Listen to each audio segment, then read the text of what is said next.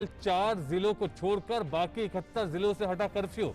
मेरठ, लखनऊ, सहारनपुर और गोरखपुर में अब भी कोरोना के सक्रिय मामले 600 से ज्यादा।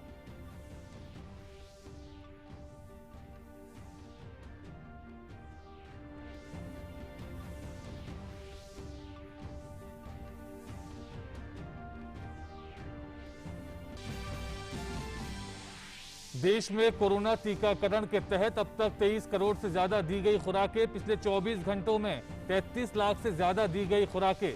18 से 44 आयु वर्ग के 2 करोड़ 77 लाख लोगों को अब तक लगे कोविड टीके।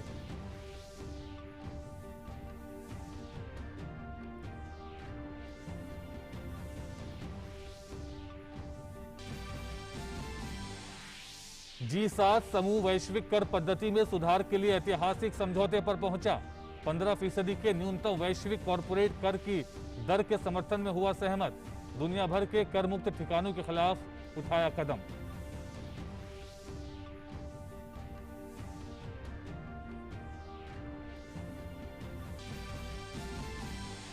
और फ्रेंच ओपन टेनिस टूर्नामेंट में आज खेले जाएंगे चौथे दौर के मुकाबले।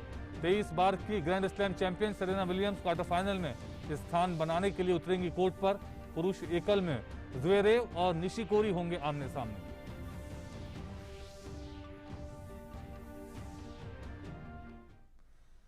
नमस्कार, समाचारों में आपका स्वागत है। मैं हूं नदीम अंसारी। देश में कोरोना वायरस के दैनिक मामलों में लगातार गिरावट दर्ज की जा रही है।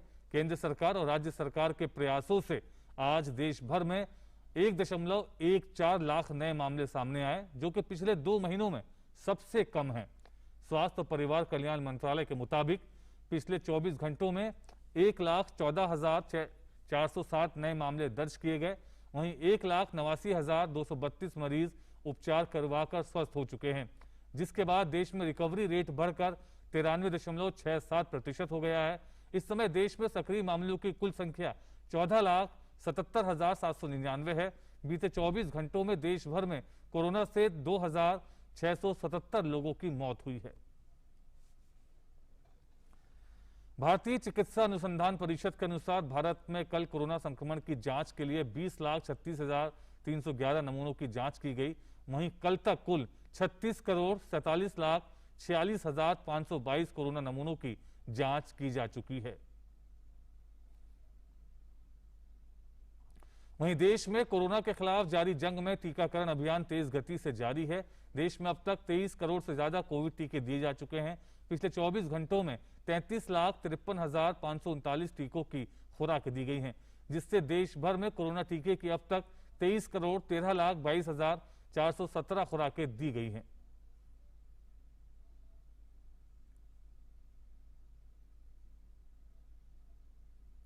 केंद्र ने राज्यों और केंद्र शासित प्रदेशों को अब तक 24 करोड़ 60 लाख से ज्यादा कोरोना टीके उपलब्ध कराए हैं। वो अब भी 1.63 करोड़ से ज्यादा खुराकें राज्यों और केंद्र शासित प्रदेशों के पास उपलब्ध हैं, जो दी जानी बाकी हैं। वहीं उत्तर प्रदेश के 4 जिलों को छोड़कर पूरे प्रदेश से कोविड की वजह से लगा कर्फ्यू हटा दिया गया है। इन 4 जिलों में मेरठ, लखनऊ, सहारनपुर और गोरखपुर शामिल हैं। इन 4 जिलों से कर्फ्यू इसलिए नहीं हटाया गया है क्योंकि यहां हर दिन अभी फिलहाल 600 से ज्यादा सक्रिय मामले हैं। उत्तर प्रदेश के अपर मुख्य सचिव सूचना नवनीत सहगल ने आज उत्तर प्रदेश के बाकी 71 जिलों से कोरोना कर्फ्यू हटाने की जानकारी दी। उन्होंने कहा कि लखनऊ, मेरठ, गोरखपुर और सहारनपुर में कोरोना कर्फ्यू लागू रहेगा। यहां कोरोना के 600 से ज्यादा सक्रिय मामले मौजूद हैं, जिसका कम होने का इंतजार किया जा रहा है। उत्तर प्रदेश के मुख्यमंत्री योगी आदित्यनाथ ने उच्च स्तरीय बैठक में कोरोना प्रबंधन की समीक्षा की। बैठक में बताया गया कि 4 और जिलों वाराणसी, गाजियाबाद, गौतम बुद्ध नगर और मुजफ्फरनगर में भी कोरोना के एक्टिव केस 600 से कम हो गए हैं। इस पर तुरंत ही उन्हें भी कोरोना कर्फ्यू से राहत देने के निर्देश सीएम योगी ने दे दिए हैं। सोमवार से इन चारों जिलों को भी सप्ताह में 5 दिन सुबह 7 से शाम 7 बजे तक कोरोना कर्फ्यू से छूट मिल जाएगी। साप्ताहिक और रात्रिकालीन बंदी सहित अन्य सभी संबंधित नियम वहां लागू रहेंगे। कोविड-19 महामारी के खिलाफ लड़ाई में देश के युवाओं को शामिल करने के मकसद से यूनिसेफ ने यंग वॉरियर मूवमेंट की शुरुआत की है। भारत सरकार के सहयोग से शुरू हुए अभियान के तहत 50 लाख युवाओं को जोड़ने और उनके जरिए देश भर के लोगों को महामारी के प्रति जागरूक करने का लक्ष्य रखा गया है। पेश है एक रिपोर्ट। कोरोना महामारी के इस दौर में जरूरतमंदों तक मदद पहुंचा रहे ये युवा यंग वॉरियर मूवमेंट का हिस्सा हैं, जिसकी शुरुआत यूनिसेफ ने युवा मामलों के मंत्रालय और स्वास्थ्य मंत्रालय के साथ मिलकर की है। यंग वॉरियर मूवमेंट का मकसद देश के युवाओं को कोविड-19 के खिलाफ लड़ाई में भागीदार बनाना है। 50 लाख युवाओं को राष्ट्रीय स्तर के इस अभियान से जोड़ने का लक्ष्य रखा गया है। We saw a great urge and an urgent need. हमने देखा कि हमारे युवाओं का योगदान इस मुश्किल के समय में कितना महत्वपूर्ण है। युवाओं के सामने आने से हमारे इस मुसीबत के काल के खिलाफ लड़ाई में मदद मिलेगी। अब युवा मामले और खेल मंत्रालय, स्वास्थ्य मंत्रालय, यूनिसेफ और 950 गठबंधन साथियों के साथ मिलकर यंग वॉरियर मूवमेंट की स्थापना हुई है, जिसमें 5 लाख से ज्यादा युवा शामिल हैं। A pan-India movement to engage 5 million young people.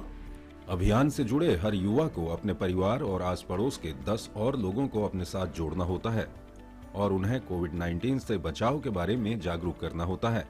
यानी इस अभियान के जरिए कुल 5 करोड़ लोगों को जागरूक करने और उन तक सही सूचनाएं पहुंचाने का लक्ष्य रखा गया है। हमने युवाओं का एक समूह इकट्ठा किया, फिर उसके बाद उन्हें टीम्स में डिवाइड करके एक एक इशू पे काम करना शुरू किया। फॉर एग्जांपल ऑक्सीजन सिलेंडर्स के लिए कोई और बात करता था, बेड फैसिलिटीज़ को कोई और डील करता था। इसके अलावा मेडिसिन या फूड, ब्लड एंड ऑल सारी चीज़ों के लिए अलग अलग टीम काम कर रही थी। लगातार ग्राउंड से वेरीफाइड और रिलेवेंट इन्फॉर्मेशन कलेक्ट करके सोशल मीडिया के थ्रू उसको लोगों तक पहुँचाना। कक्षा 10 के बच्चे जो पढ़ नहीं पा रहे थे, उनके लिए एक्सपर्ट टीचर के साथ मिलकर एक योजना बनाई थी कि बच्चे पढ़ सके, और हमने ऐसे लेक्चर्स बनाए कि बच्चे रेडियो सुनते सुनते ही पढ़ने लगे थे। यंग वॉरियर मूवमेंट को CBSE, AICTE जैसी संस्थाओं के अलावा सरकारी और गैर सरकारी क्षेत्र के 1300 से अधिक साझेदारों का सहयोग मिला है। युवा व्हाट्सएप, टेलीग्राम या फेसबुक के जरिए यंग वॉरियर मूवमेंट से जुड़ सकते हैं। इसके अलावा 08066019225 पर मिस कॉल देकर भी वो इस अभियान का हिस्सा बन सकते हैं। निशान सौरभ की report, DD news, Delhi. Corona महामारी के दौर में उत्तराखंड पुलिस ने अपने स्लोगन मित्र पुलिस को ध्यान में रखकर काम किया। पुलिस की छवि को हमेशा लोग दूसरे नजरिए से देखते हैं, लेकिन कोरोना काल में पुलिस के प्रति लोगों का रवैया बदला है। हर कोई अब पुलिस को मान और सम्मान की निगाहों से देखने लगा है। कोविड कर्फ्यू के चलते जहां एक और पुलिस लगातार लोगों से नियमों का पालन कराने के लिए सख्ती दिखा रही है, तो वहीं दूसरी तरफ लोगों को हर संभव मदद पहुंचाने में भी जुटी है। उत्तराखंड पुलिस ने कोरोना के खिलाफ लड़ाई में आम जन की मदद के लिए 1 मई 2021 से मिशन हौसला शुरू किया। मिशन हौसला में प्रत्येक जनपद और बटालियन में कोविड कंट्रोल रूम स्थापित कर उनके नंबर जारी किए गए। मिशन मोड में 1 मई से 31 मई 2021 तक कार्य करते हुए जवानों ने हर संभव सहायता प्रदान करने का कार्य किया। जरूरतमंद लोगों को दवाइयाँ, oxygen, plasma, blood donation, ration सहित हर जरूरी सेवा उपलब्ध कराई गई। अब जिस प्रकार कोविड के केसों में कमी आई है, उसी अनुपात में सहायता के लिए आने वाली कॉल में भी कमी आई है, लेकिन हेल्पलाइन नंबर पूर्व की भांति चलते रहेंगे और पुलिस द्वारा सहायता भी की जाती रहेगी। मिशन हौसला के तहत इस 1 माह में पुलिस सहायता हेतु कुल 31,815 फोन कॉल प्राप्त हुई, जिन पर कार्रवाई करते हुए कुल 2,726 लोगों को ऑक्सीजन सिलेंडर, 792 लोगों को अस्पताल प्रबंधन से समन्वय कर अस्पताल में बेड, 217 लोगों को प्लाज्मा ब्लड डोनेशन, 17,609 लोगों को दवाइयाँ, 600 लोगों को एम्बुलेंस की सुविधा दिलाने में मदद की गई। साथ ही 94,484 लोगों को राशन, दूध व कुक्ड फूड, 792 कोरोना संक्रमितों का दाह संस्कार और 5,252 सीनियर सिटीजन से संपर्क कर उनकी सहायता की गई। बहुत से सामाजिक संगठनों और व्यक्तियों द्वारा व्यक्तिगत स्तर पर मिशन हौसला को सहयोग किया गया। DGP उत्तराखंड पुलिस अशोक कुमार ने बताया कि मिशन हौसला को सफल बनाने में उत्तराखंड पुलिस के सभी अधिकारियों एवं जवानों ने दिन रात एक कर मानव सेवा के लिए कार्य किया है। मरीजों तक ऑक्सीजन सिलेंडर पहुंचाना हो या उनको अस्पताल ले जाकर बेड दिलाना, जरूरतमंदों की भूख मिटाना हो या उन्हें अस्पताल या घर पहुंचाना, हमारे जवान हर मोर्चे पर तन्मयता से जुटे रहे। मिशन हौसला ऐसा नहीं कि केवल पुलिस ही कर रही है, जैसे मैंने आपको बताया इसमें पब्लिक का हमें बहुत सहयोग मिल रहा है। जो पब्लिक संस्थाएं हैं, एनजीओज़ हैं, जो जागरूक लोग हैं, वो बिना अपना नाम दिए भी चाह रहे हैं कि हम पब्लिक की सपोर्ट करें। तो ये जो हमें सामग्री मिली, ऐसा नहीं सिर्फ हमारे ही अपने संसाधन है, पब्लिक से ही हमें मिले। इसी तरह से प्रशासन का भी हमें पूरा सहयोग मिला है। जैसे कहीं भी मेडिकल कैंप लगाना है या कहीं पर जांच करवाना है, इससे संबंधित हमारा चूँकि एक कॉल सेंटर अपना शुरू किया था, इस वजह से हमारे पास ज़्यादा जल्दी जो है कॉल्स आ रही हैं और लेट आवर्स में भी हमारे यहाँ सर्विस रहती है। तो इस वजह से काफ़ी कॉल हमें लोग कर रहे हैं और प्रशासन, मेडिकल ऑफिसर और नगर पालिका प्रधान, इन सब के सहयोग से ही हम काम कर रहे हैं। मिशन हौसला के तहत प्रदेश के समस्त जनपदों में पुलिस कर्मियों ने जरूरतमंदों की मदद और सेवा की है। इस दौरान 2382 पुलिसकर्मी और उनके 751 परिजन भी कोरोना से संक्रमित हुए, जिसमें से 5 जवानों एवं 64 परिजनों की मृत्यु भी हुई। इसके बावजूद भी जवान अपनी ड्यूटी पर अडिग रहे। Bureau report, DD news. प्रधानमंत्री नरेंद्र मोदी ने 24वें बिम्स्टेक दिवस के अवसर पर बधाई दी है। प्रधानमंत्री मोदी ने हाल के वर्षों में समूह द्वारा कई मोर्चों पर की गई प्रगति की प्रशंसा की। प्रधानमंत्री ने महामारी के खिलाफ लड़ाई में मिलकर काम करने की आवश्यकता पर बल दिया। इस दौरान प्रधानमंत्री ने बिम्स्टेक को मजबूत नेतृत्व प्रदान करने के लिए वर्तमान अध्यक्ष श्रीलंका की सराहना की। प्रधानमंत्री ने बिम्स्टेक के नए महासचिव तेंजिन लेकफेल का स्वागत किया और संगठन की गतिविधियों के प्रभावी समन्वय में बिम्स्टेक सचिवालय द्वारा निभाई जा रही महत्वपूर्ण भूमिका की सराहना की। विदेश मंत्री डॉक्टर एस जयशंकर ने भी बिम्स्टेक दिवस पर ट्वीट किया है। इस मौके पर उन्होंने कहा कि बंगाल की खाड़ी में सहयोग की अपार संभावनाएं हैं। बिम्स्टेक दक्षिण और दक्षिण पूर्व एशिया में सेतु का काम करता है। ये हमारी एक्ट ईस्ट और हिंद प्रशांत नीतियों में भी योगदान देगा।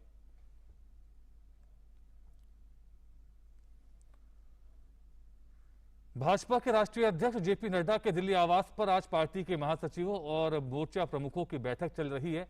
2 दिवसीय इस बैठक का आज दूसरा दिन है। बैठक में बीजेपी अध्यक्ष जेपी नड्डा पार्टी महासचिवों के साथ संगठन से जुड़े विषयों पर विमर्श कर रहे हैं। पार्टी द्वारा कोरोना महामारी की दूसरी लहर के दौरान किए जा रहे सेवा कार्यों पर भी महासचिवों और मोर्चा अध्यक्षों के साथ चर्चा की जा रही है। हाल ही में 5 राज्यों में हुए विधानसभा चुनावों के नतीजों के बाद बीजेपी अध्यक्ष जेपी नड्डा की पार्टी महासचिवों और संगठन महामंत्रियों के साथ ये पहली बैठक है। बैठक में अगले साल जिन राज्यों में विधानसभा चुनाव होने हैं, उन राज्यों में तैयारियों को लेकर भी चर्चा अहम मानी जा रही है। पार्टी ने देश भर में लोगों की सेवा करने के लिए ग्रामीण स्तर और जरूरतमंदों को राहत पहुंचाने के लिए सेवा ही संगठन कार्यक्रम शुरू किया था, जिसमें केंद्र सरकार के 7 साल पूरा होने पर भाजपा ने 1 लाख से अधिक गाँवों में लोगों की मदद करने के लिए कई कार्यक्रम किए थे। पश्चिम बंगाल के राज्यपाल जगदीप धनखड़ ने चुनावों के बाद राज्य में जारी हिंसा को लेकर चिंता जताई है। उन्होंने अपने ट्वीट में मुख्यमंत्री ममता बनर्जी को टैग करते हुए कहा है कि राज्य में चुनावों के बाद हिंसा बेरोक-टोक जारी है। धनखड़ ने पुलिस पर हिंसा में शामिल लोगों के खिलाफ कोई कार्रवाई नहीं करने का भी आरोप लगाया है। राज्यपाल धनखड़ ने ट्वीट में कहा है कि ये सब लोकतंत्र में मतदान करने की हिम्मत करने वाले विरोधियों को सजा के लिए हो रहा है। राज्यपाल जगदीप धनखड़ ने अपने ट्वीट में कथित बर्बरता का एक वीडियो भी साझा किया है। वीडियो में साफ दिखाई दे रहा है कि कुछ गरीब लोगों के घरों में तोड़फोड़ की गई है। जगदीप धनखड़ ने कहा कि इस संबंध में डीजीपी को जानकारी दी गई है और कई बार ममता बनर्जी को भी दी है, लेकिन कोई जवाब नहीं आया। उम्मीद है कि सद्बुद्धि बनी रहे और कानून व्यवस्था बहाल हो। ऐसा ना हो कि लोकतंत्र हमेशा के लिए खतरे में पड़ जाए। भारतीय जनता पार्टी ने आज राशन को लेकर दिल्ली सरकार को घेरा।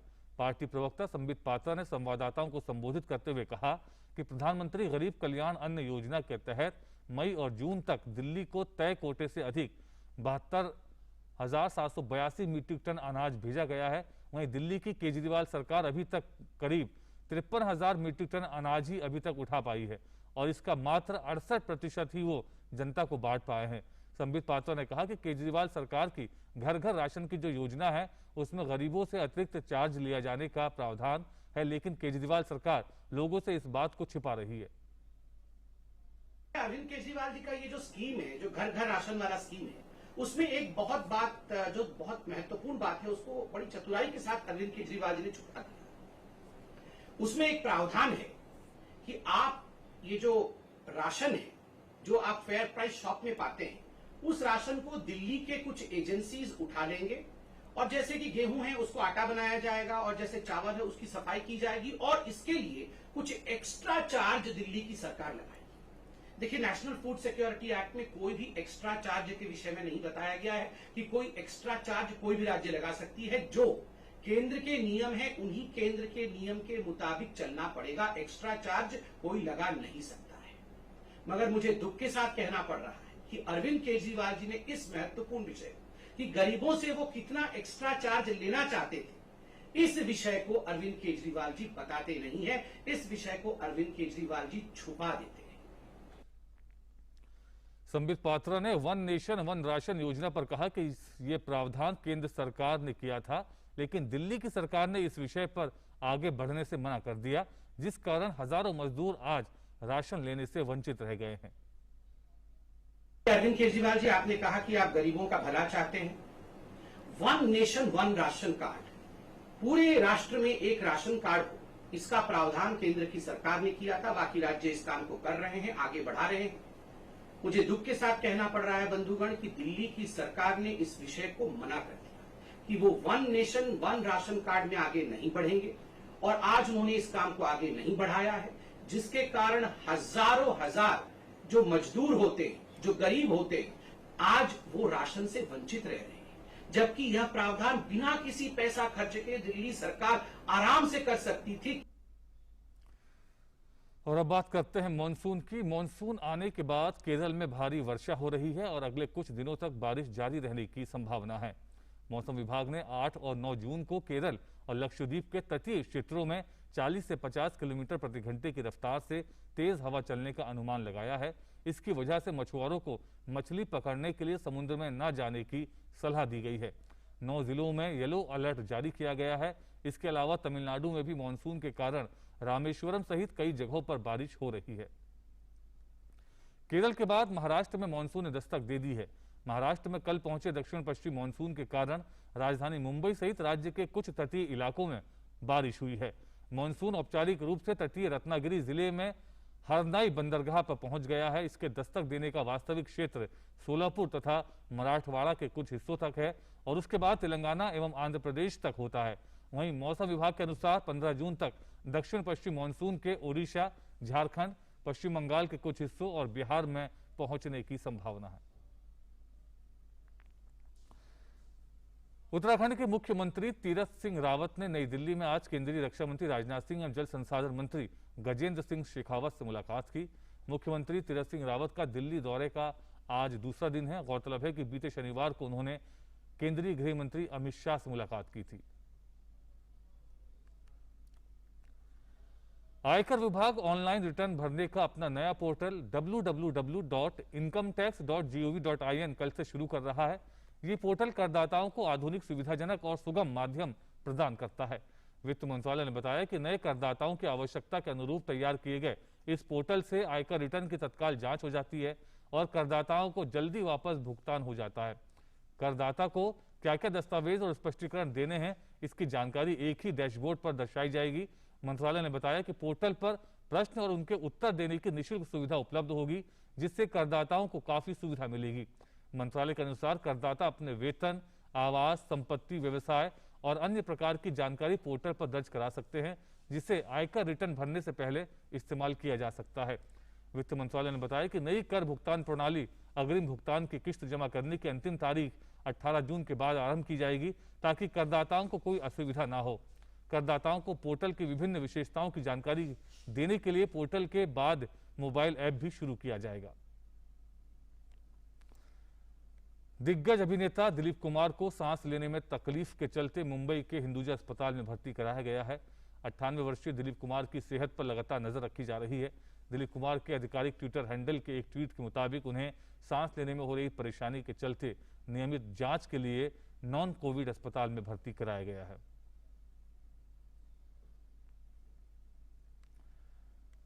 क्या हो यदि किसी जीव की विलुप्त प्राय प्रजाति की रक्षा के लिए 50 वर्षों तक प्रयास करने पड़े? ऐसी ही कोशिशों ने एक प्रजाति को विलुप्त होने से बचा लिया। हम बात कर रहे हैं विलुप्त होने की कगार तक पहुंच चुकी मछली की एक प्रजाति महाशीर की। इसे मीठे पानी का चीता भी कहा जाता है। जीवित रहने के लिए एक विशेष ऑक्सीजन स्तर और प्रदूषण रहित पानी की जरूरत की वजह से मीठे पानी की ये मछलियां धीरे धीरे प्रकृति संरक्षण के अंतर्राष्ट्रीय संघ की खतरे में आ चुकी प्रजातियों की सूची में नीचे जाती चली गई। 50 साल पहले टाटा पावर ने महाशीर मछलियों के संरक्षण के लिए कदम बढ़ाया। महाराष्ट्र के लोनावाला में स्थित वलवन के मछली पालन केंद्र में महाशीर के 4-5 लाख व्याप्त का प्रजनन कराया गया। कंपनी ने इंद्रायणी नदी पर बांध बनाकर विशाल झील तैयार की। 5 दशकों के प्रयास के बाद टाटा पावर के वलवन के मछली पालन केंद्र में पाली जा रही महाशीर की 2 प्रजातियों में से एक नीली धारीदार प्रजाति को न्यूनतम चिंताजनक का दर्जा दे दिया गया है। इसका अर्थ है कि अब इस प्रजाति पर विलुप्त होने का संकट बाकी नहीं रहा है। सुनहरी महाशीर प्रजाति अभी भी खतरे वाली सूची में है और उसको भी उससे बाहर निकालने का काम लगातार जारी है।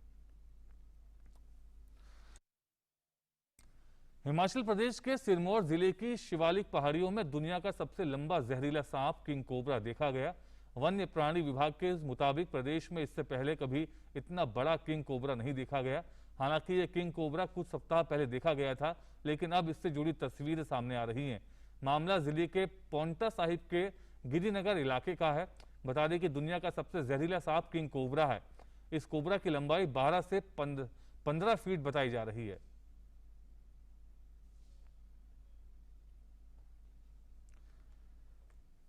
ब्राजील ने भारत बायोटेक द्वारा निर्मित कोविड-19 वैक्सीन कोवैक्सीन के आयात को नियमों के साथ मंजूरी दे दी है।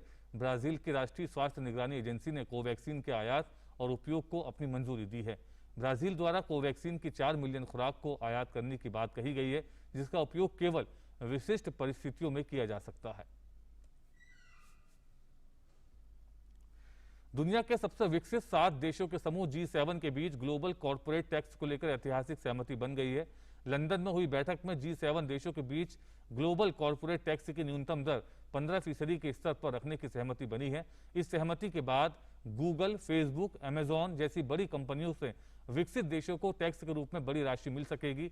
इसके साथ ही आने वाले दिनों में दुनिया भर के उन तमाम देशों को इन कंपनियों को टैक्स के रूप में बड़ी राशि का भुगतान करना पड़ेगा, जहां वो अभी मामूली टैक्स का भुगतान करके काम कर रही हैं। अभी ये कंपनियां वैश्विक कर प्रणाली के अस्पष्ट होने के कारण बहुत मामूली टैक्स का भुगतान करती रही हैं। यही वजह है कि G7 देशों ने लंबे समय तक बातचीत करने के बाद ग्लोबल कॉर्पोरेट टैक्स और उसकी न्यूनतम दर के बारे में सहमति बनाई है। G7 देशों के बीच हुए समझौते के मुताबिक ग्लोबल कॉर्पोरेट टैक्स का भुगतान उसी देश में किया जाएगा जिस देश में बहुराष्ट्रीय कंपनियों की तर्ज पर काम कर रही गूगल, फेसबुक, अमेजॉन जैसी कंपनियां व्यापार कर रही होंगी। इस सहमति में साफ किया गया है कि किसी भी देश में ग्लोबल कॉर्पोरेट टैक्स कम से कम 15% की दर से वसूला जाएगा। कोई भी देश इस मामले में कंपनियों को किसी भी तरह की रियायत नहीं देगा। टैक्स की अधिकतम सीमा उस देश की सरकार तय करेगी। गौरतलब है कि यह समझौता इसलिए भी काफी महत्वपूर्ण है क्योंकि अभी अंतर्राष्ट्रीय टैक्स ढांचे को लेकर नियमों में काफी अस्पष्टता है। G7 देशों के बीच ग्लोबल कॉर्पोरेट टैक्स को लेकर बनी सहमति ग्लोबल टैक्स सिस्टम तैयार करने के लिए एक आधार का काम करेगी। अमेरिका, ब्रिटेन, फ्रांस और जर्मनी सहित कई देशों ने इस ऐतिहासिक समझौते का स्वागत किया है।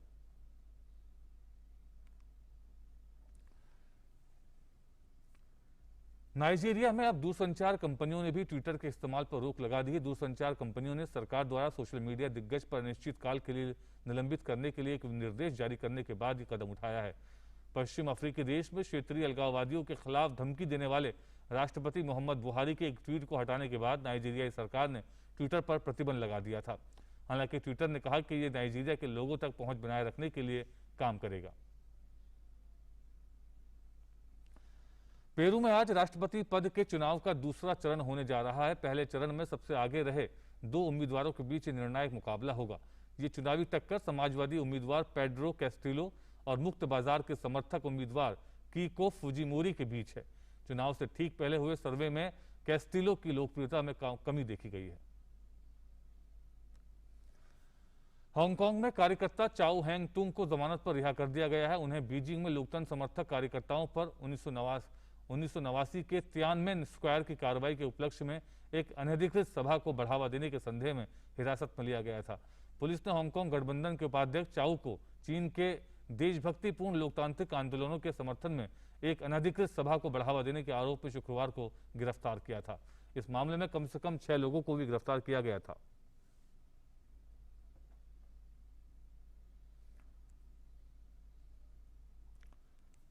और खेल की खबरों में साल के दूसरे ग्रैंड स्लैम फ्रेंच ओपन में आज चौथे दौर के मुकाबले खेले जाएंगे। महिला एकल में 7वीं वरीयता प्राप्त और 23 बार की ग्रैंड स्लैम चैंपियन अमेरिका की सेरेना विलियम्स क्वार्टर फाइनल में स्थान बनाने के उद्देश्य से कोर्ट पर उतरेंगी। सेरेना का सामना रूस की 21वीं वरीयता प्राप्त एलिना रिबाकिना से होगा। महिला एकल में ही 15वीं वरीयता प्राप्त बेलारूस की विक्टोरिया अजारेंका भी चौथे दौर का मुकाबला खेलेंगी। राउंड ऑफ 16 के इस मुकाबले में अजारेंका का सामना रूस की 31वीं वरीयता प्राप्त अनास्तासिया पाव्लुचेंकोवा से होगा। अजारेंका ने तीसरे दौर में अमेरिका की मेडिसन कीज को शिकस्त दी थी। पुरुष एकल में 5वीं वरीयता प्राप्त स्टेफानोस सित्सिपास भी चौथे दौर के लिए कोर्ट पर उतरेंगे। सित्सिपास का सामना 12वीं वरीयता प्राप्त स्पेन के पाब्लो कार्रेनो बुस्ता से होगा। पुरुष एकल के चौथे दौर में आज टेनिस प्रेमियों को युवा स्टार अलेक्जेंडर ज़्वेरेव और अनुभवी काई निशिकोरी के बीच एक रोमांचक मुकाबला देखने को मिल सकता है। 6वीं वरीयता प्राप्त ज़्वेरेव ने जहां तीसरे दौर में लास्लो डेरो को हराने में सफलता पाई थी, वहीं निशिकोरी को तीसरे दौर में हेनरी लाक्सोनेन के खिलाफ पहले सेट के बाद वॉक ओवर मिल गया था। जमैका की स्टार एथलीट शेली एन फ्रेजर इतिहास की दूसरी सबसे तेज महिला एथलीट बन गई हैं। 100 मीटर में 2 बार की ओलंपिक चैंपियन शेली फ्रेजर ने किंगस्टन में आयोजित हुए नेशनल ट्रायल में 10.63 सेकंड का समय निकाला। इसी के साथ वो मौजूदा समय में दुनिया की सबसे तेज महिला धावक बन गई हैं। महिलाओं में 100 मीटर रेस सबसे कम वक्त में पूरी करने का रिकॉर्ड अमेरिका की फ्लोरेंस जोयनर के नाम है। उन्होंने 1988 में 10.49 सेकंड का समय निकाला था। 34 वर्षीय शैली ने इसी के साथ टोक्यो में होने वाले ओलंपिक के लिए 100 मीटर के स्वर्ण पर अपनी दावेदारी मजबूत कर ली है। केंद्रीय शिक्षा मंत्री रमेश पोखरियाल निशंक ने आज भारत के राज्यों और केंद्र शासित प्रदेशों के लिए परफॉर्मेंस ग्रेडिंग इंडेक्स PGI 2019 भी जारी करने की मंजूरी दी है। सरकार ने स्कूली शिक्षा के क्षेत्र में परिवर्तन लाने के लिए 70 मापदंडों वाला परफॉर्मेंस ग्रेडिंग इंडेक्स पेश किया है। पंजाब, चंडीगढ़, तमिलनाडु, अंडमान और निकोबार द्वीप समूह और केरल को 2019-20 के लिए उच्चतम ग्रेड के रूप में स्थान दिया गया है। और इसी के साथ इस बुलेटिन में फिलहाल इतना ही, लेकिन DD न्यूज पर खबरें लगातार जारी हैं। हमें दीजिए अनुमति। नमस्कार।